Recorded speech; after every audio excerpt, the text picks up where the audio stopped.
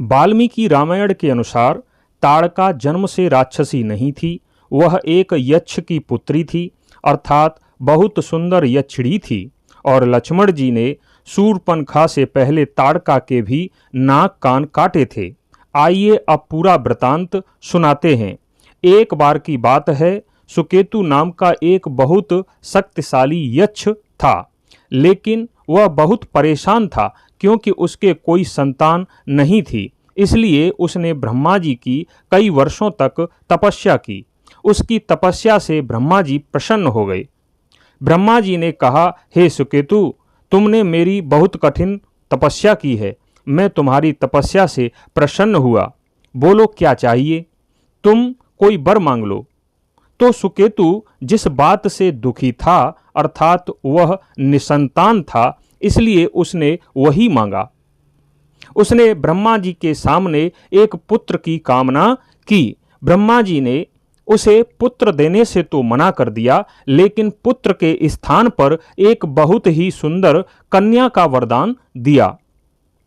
कुछ समय बाद सुकेतु के यहाँ एक बहुत ही सुंदर कन्या ने जन्म लिया, जिसका नाम ताड़का रखा। ब्रह्मा जी ने उस कन्या को 1000 हाथियों के समान बल भी दिया। धीरे धीरे वह सुंदर और रूपवती यक्ष कन्या बड़ी होने लगी, और जैसे ही वह यौवन में पहुंची, सुकेतु ने उसका विवाह जंभ नामक दैत्य के पुत्र शुंद के साथ कर दिया। कुछ समय बाद शुंद और ताड़का के 2 पुत्र उत्पन्न हुए, मारीच और सुबाहु। मारीच भी अपनी माता के समान बहुत ही शक्तिशाली था, लेकिन वह बहुत ज्यादा उद्दंड बालक था। हर समय वह क्षमा न करने योग्य उद्दंडता करता रहता था। एक दिन उसने अगस्त मुनि को बहुत परेशान किया। परेशान होकर अगस्त मुनि ने क्रोध में आकर उसे राक्षस हो जाने का श्राप दे दिया।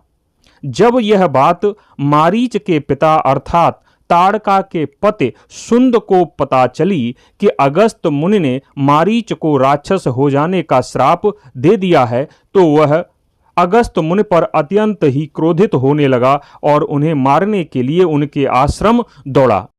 आश्रम पहुंचकर वह अगस्त मुनि को मारने के लिए उनकी तरफ झपटा, लेकिन उस समय अगस्त मुनि भी क्रोध में थे, इसलिए उन्होंने अपने तप के बल से शुंद को भस्म कर दिया। यह बात जब ताड़का को पता चली कि मेरे बेटे को राक्षस होने का श्राप अगस्त मुनि ने दे दिया है और मेरे पति को भस्म कर दिया है, तो वह क्रोध में पागल हो गई। ताड़का सीधी अगस्त मुनि को मारने के लिए उनके आश्रम पहुंच गई। जब वह अगस्त मुनि को मारने उन पर झपटी, तो अगस्त मुनि ने उसे भी राक्षसी होने का श्राप दे दिया और कहा कि तू है तो महायक्षिणी, परंतु अब शीघ्र ही इस रूप को त्याग कर भयंकर रूप में हो जा। जा तू विकराल मुख वाली नरभक्षिणी राक्षसी हो जा। इस प्रकार ताड़का भयानक रूप वाली राक्षसी बन गई और जहां अगस्त मुनि का आश्रम था, उसके आसपास के क्षेत्रों में भारी उत्पात मचाने लगी। अनेक नगर उसके अत्याचारों से उजड़ने लगे। फिर जब विश्वामित्र जी राम और लक्ष्मण को अपने साथ लेकर जा रहे थे, तो ताड़का का वध करने के लिए उस ताड़का वन अर्थात सुंदर वन में रुक गए, जहां ताड़का रहती थी। श्री राम के धनुष की टंकार सुनकर ताड़का उन्हें मारने के लिए उनकी तरफ दौड़ी। देखते ही देखते उसने धूल की आंधी उत्पन्न कर दी। चारों तरफ धूल ही धूल थी।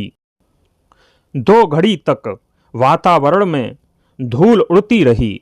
उसके बाद उसने राम और लक्ष्मण पर पत्थरों की वर्षा प्रारंभ कर दी। श्री राम ने उसके दोनों हाथ काट दिए। मौका पाकर लक्ष्मण ने भी ताड़का के नाक कान काट लिए। उसके बाद श्री राम ने एक ऐसा बाण मारा कि जाकर ताड़का की छाती में लगा और वह जमीन पर गिर पड़ी। कुछ समय बाद उसके प्राण पखेरु उड़ गए। इस प्रकार वह पूरा क्षेत्र ताड़का के अत्याचारों से मुक्त हो गया। आपको अब तो यह पता चल ही गया होगा कि शूर्पणखा से पहले लक्ष्मण जी ने ताड़का के नाक कान काटे थे।